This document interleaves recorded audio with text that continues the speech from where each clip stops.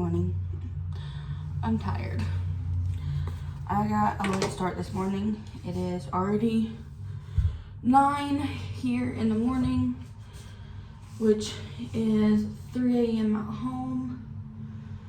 So I am exhausted. I got up early. I mean, like 3 a.m. to talk to my mom and my sister. My dad was already in bed, which sucked, but it's okay. At least I got to talk to my mom and my sister, which was really nice. I haven't been able to speak to my niece all week, and it sucks. But everything I packed, like, I am second guessing now, because like seeing like the walk and everything makes me second guess it all. So I have blue jeans on and my cardigan sweater. That's what I'm going with today. I'm going to the Louvre, the Notre Dame, and anything else I had time for, pretty much. I was gonna do mascara today, but let's see.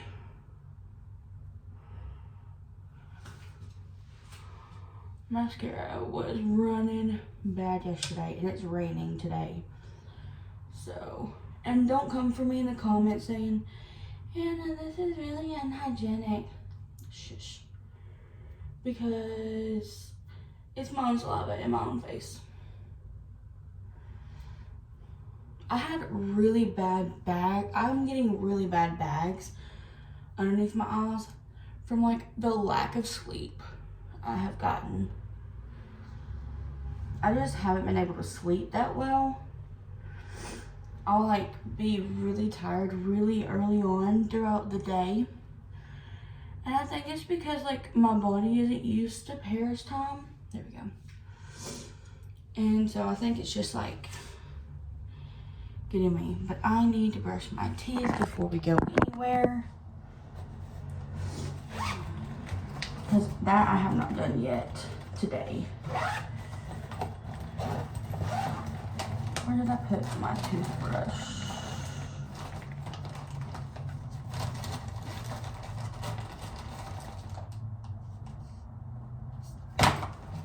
No.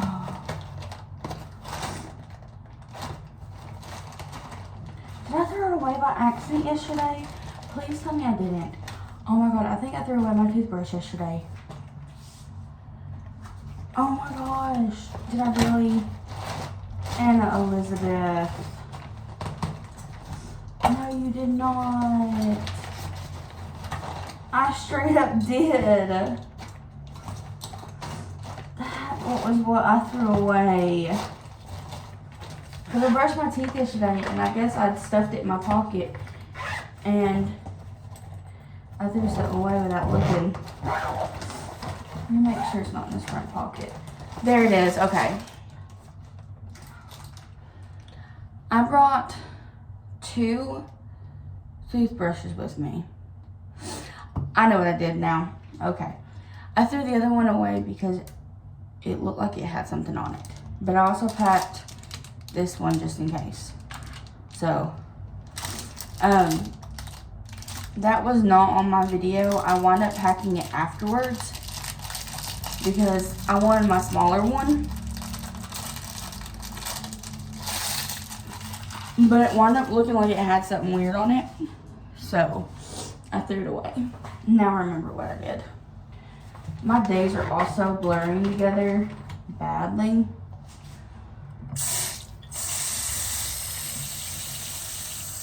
So, I have to watch basically what I do. Why is this? Give me 1 second. Malfunction. None of the toothpaste was wanting to come out.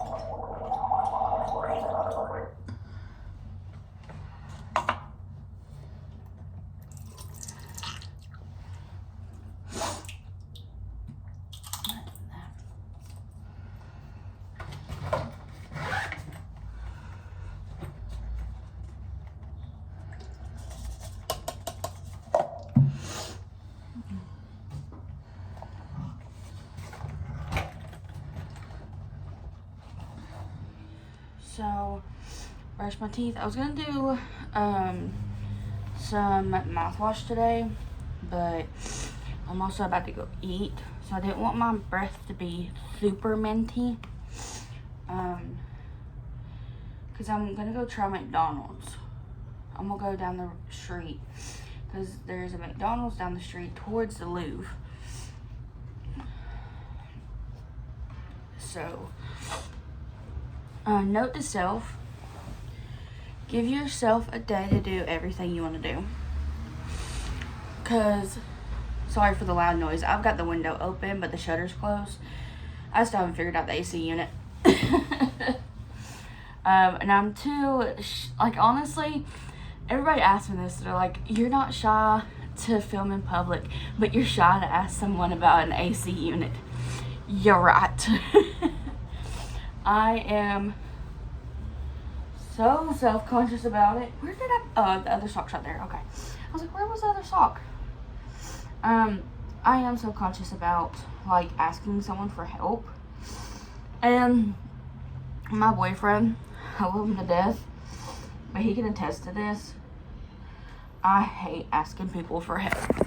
I hate it. I will not do it if I can help it.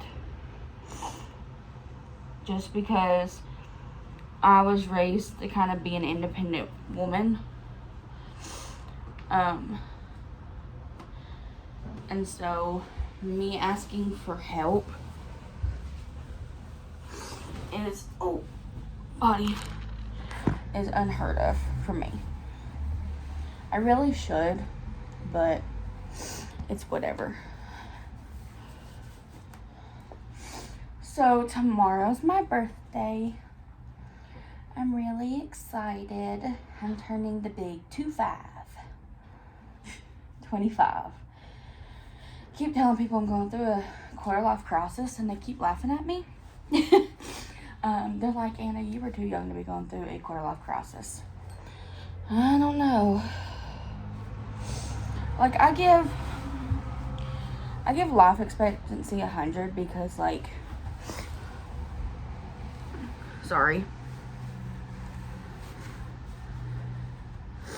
Basically, I've given life expectancy to be like 100 because my grandmother was like 80 something.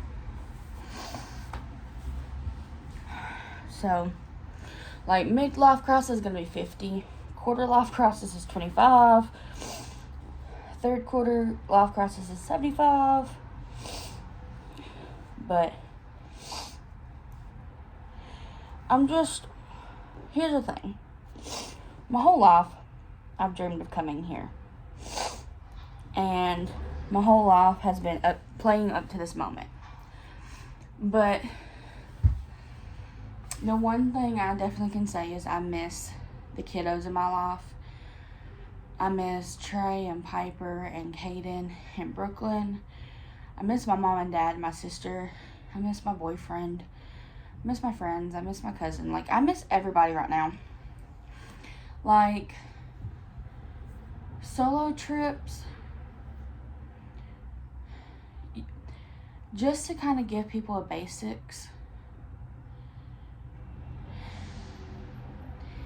If you're not someone who likes to be alone, maybe a solo trip is not for you. Because I'm someone who doesn't really like to be alone. This trip has forced me to kind of be alone because of the time difference back at home and the difficulties of time difference have made it almost impossible to talk to my friends and family. I mean, I'm not uncomfortable. I just feel like maybe it would have been an even better experience if I had someone with me.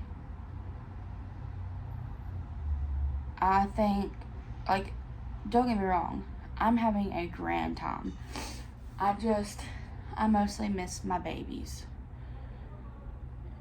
You know, my kiddos in my life, you know, Piper, Trey, Caden, Brooklyn, you know, and I haven't seen my Liam or my Natalie and Forever, which, if you don't know, is my niece and nephew, or godson and goddaughter. We prefer to say niece and nephew, but essentially they're my best friend's kids, but still. I haven't seen them in forever, so I definitely miss them. And just every one of the kids in my life, my kiddos, my babies, I miss them all. My poor KK, that's Caden, my cousin, which I consider him like my godson too. I would take him in a heartbeat, and if anything happened, I would care for him as if he was my own. But he hugged me when I left and said, "I'm gonna miss you," and I was like, "Oh, my heart." So, but we're gonna take our morning medicine. I need to finish my Coke over there for this morning, so I'm gonna go take that real quick, and then we're gonna get this day started. I'm gonna wrap you up on a tissue thing.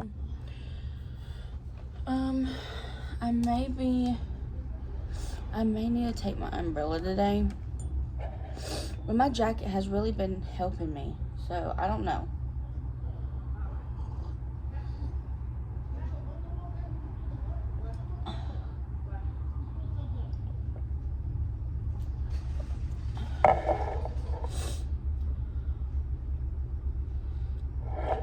I also like sitting here and listening to people.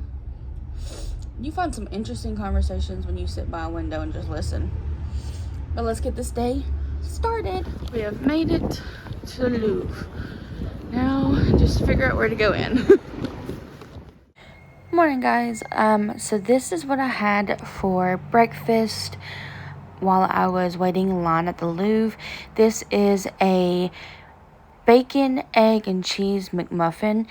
The McMuffin itself was a lot more softer than back at home, and the egg was very more fresh.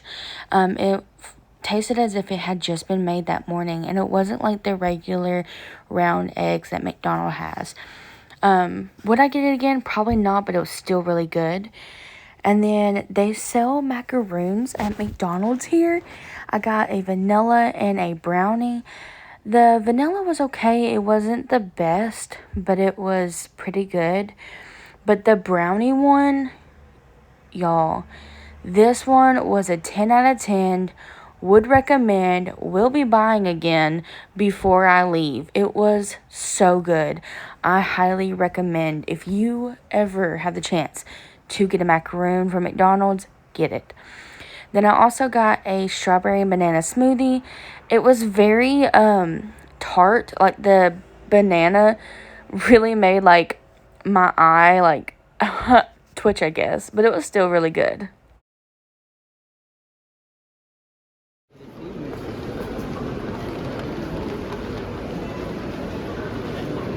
And then the tiniest painting. So I just got done seeing the Mona Lisa. I'm gonna get my thoughts on it. I was more shocked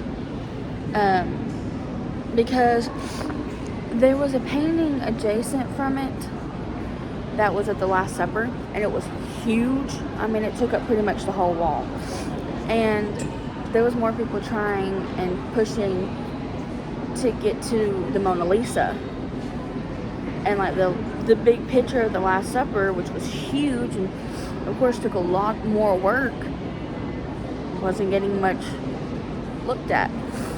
So I was kind of crazy that, there's a huge hype over something so small, because it was like my senior year band picture that they put on a banner was bigger than the Mona Lisa.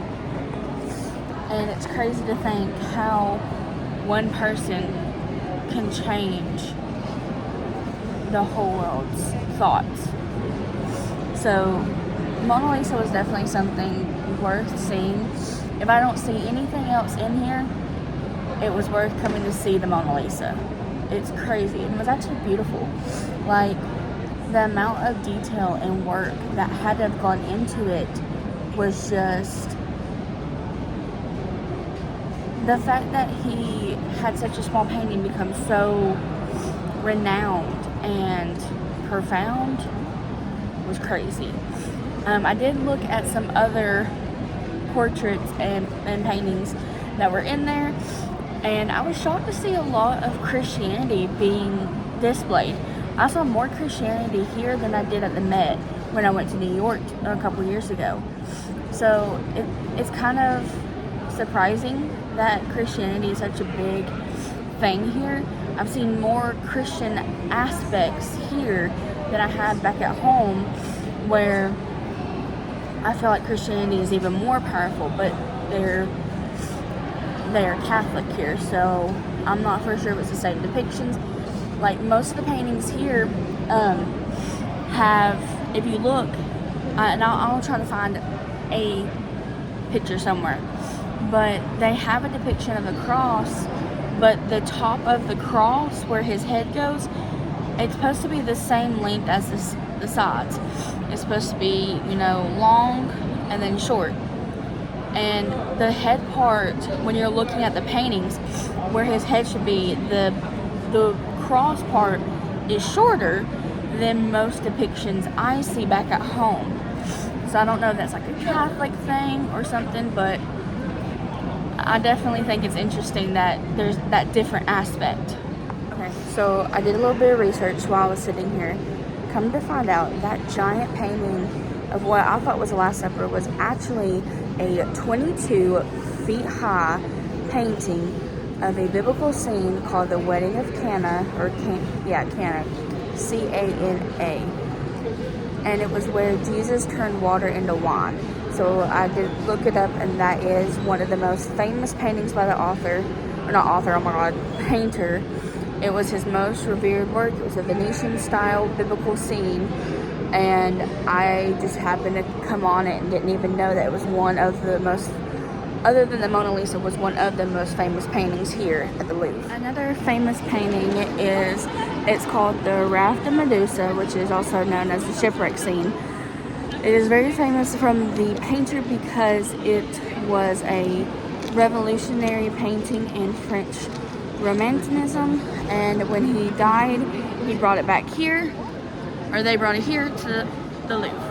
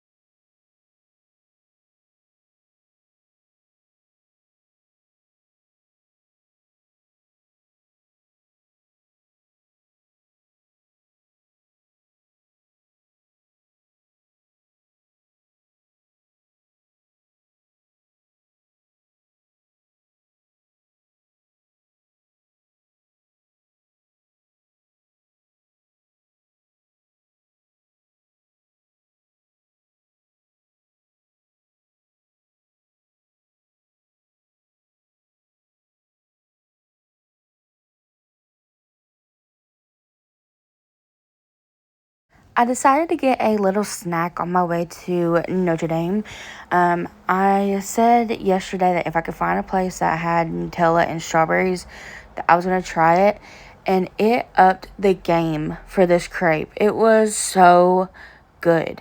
I am a big lover of strawberries and chocolate, or chocolate covered strawberries. So this just made that experience 10 times better.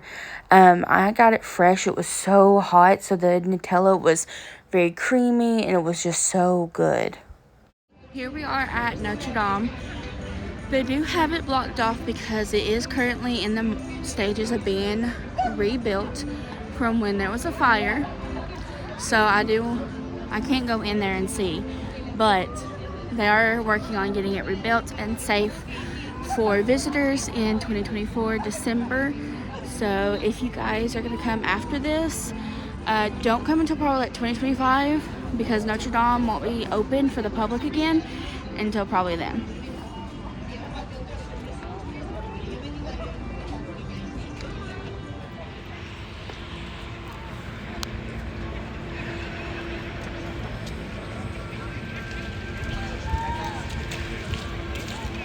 Okay, so I don't know if I'm going to, I'm probably not going to include the clip I just took. I think I'm going to delete it or keep it for myself, because I feel like that was way too intimate to put on here. But I am going to, sorry, that was bugging me. I am going to include the video I just took before that of the lady with the bowl. Her name is Corna. I did speak with her. She did speak English, which was really, really nice. Corna is a Christian shaman. She believes that hymns and prayer and certain like vibes, or not vibes, but frequencies can heal someone, and she believes that she's called by God to do this. And I walked up to her and I said, "Bonjour, what was it that you were doing?" And she said, "I was hitting a medicine bowl and I was releasing good energy and praying for everyone around Notre Dame, because she was here when the fire happened. She lived here. She was in charge of the hymns and medicine bowl at Notre Dame, or Notre Dame. I keep saying Dame, but it's Dame. She was here doing that, and the night, around the time that it caught fire, which I don't know if you know, but Notre Dame did catch fire, and they are in the middle of rebuilding it, hence why there's this huge wall around it. But she believes that certain frequencies can heal and send prayers. And she was like, "I feel that God calls me to do this, and may I pray over you?" And I said, "Of course. You know, I'm not going to say no to someone asking to pray for me." But I didn't tell her how strong my connection with God was. She goes, "What's your name?" And I said, "It's Anna." And so she does her thing and with the medicine bowl, and she does like vibrations, and she hit certain spots on my body. I did make sure, no matter what, I always make sure that my purse is secure. So she didn't try anything like that, but she hit like my arm with it, or not my arm with it, but she hit the bowl with a mallet and let the vibrations of the bowl touch my shoulder. She didn't get close enough to where it actually hit me. She got close enough to where I could feel the vibrations off of it. And she prayed for me. She goes, "I feel as if you have a very strong connection to God." And I was like, "I am. I'm very religious. I try to read my Bible every day, and I try to keep up with all my religious stuff." And she goes, "It's very strong in you, and I can tell." And she prayed over me, and she wished me good health and good fortune, which was really, really touching to me. And I felt like I should explain what happened more than show it, because it was very intimate. And I was already kind of embarrassed because people were watching her. but it was still pretty cool to have that experience that nobody else got to have but me. It was like it's my own special experience in Paris. So I wanted to share that with you guys. After I got done at Notre Dame, I decided to get some fondue for lunch. This was my first time having cheese fondue, so it was a really good experience. I kept feeling like I was burning the cheese to the bottom of the pot, so I probably wasn't doing it 100% right, but then again, it was my first time. The option I got had potatoes, cold cuts, and bread. Here I was rolling up the cold cuts. I think it was like salami or some sort of ham. It wasn't like your regular deli meat you get back at in the States, but it was kind of good. I thought I was going to prefer the potatoes over the cold cuts, but I actually preferred the cold cuts over the potatoes and bread. So that was very surprising for me. The cheese was like a mozzarella or some sort of cheddar. It was like a yellowish, but it wasn't too yellow. It was more of like a opaque yellow. But overall, it was really good. The potatoes were very soft, and it was almost as if it was cooking the potato. And the cheese was really hot and really creamy, but I am a huge cheese lover, so I couldn't wait. Like, you see me just throw it in there and burn my tongue, but it was so good. I highly recommend, if you have the chance to try cheese fondue in Paris, I would definitely do it. There's multiple places around that offer cheese fondue. I just happened to stop at the closest one nearest to me as I was walking back from Notre Dame. So this one was 22 euros. It was a little bit pricey, but overall, it was a good experience. The environment was really nice, and the owner of the shop and his son were really sweet. The son was like, I hope you come back and see us again tomorrow, and I hope you enjoyed it, and I'm glad that you gave it a try. I hope you can come back and try other things that we offer. So it was overall a good experience. I was trying to take the cheese off the stick and kind of get as best as I could of getting all the cheese. And look at that cheese pool, y'all. When I say I want a cheese pool, that's the cheese pool I want. But it was really good, even though it was kind of on the pricier side. Overall, it was really good. For dinner, I decided to have this local close to my hotel, and it was kind of a little bit more fancier than what I've been eating. I had the duck confit, I believe is how you pronounce it, which it was just like a whole duck leg. It was so warm and delicious, and like the meat was so tender, it was falling off the bone. It was so delectable. I highly recommend it. It was on a little bit of a pricier side, but I knew it was going to be like that here, so I kind of prepared for that, but that was really good.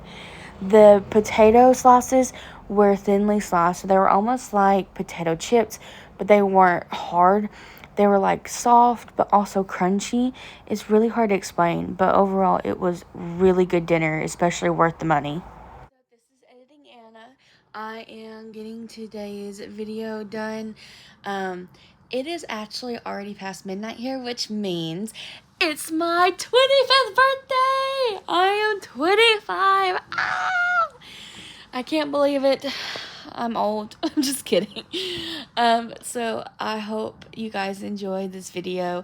As always, please hit the bell icon and the subscribe button and the like button, so I know you guys want to see more content like this. I love these travel vlogs because I get to look back and experience these things all over again. So I hope you guys enjoy, and I can't wait for you to come along with me again tomorrow and enjoy my birthday with me. As always, guys, be true, be you. I'll see you in tomorrow's vlog. Au revoir. Bye, guys.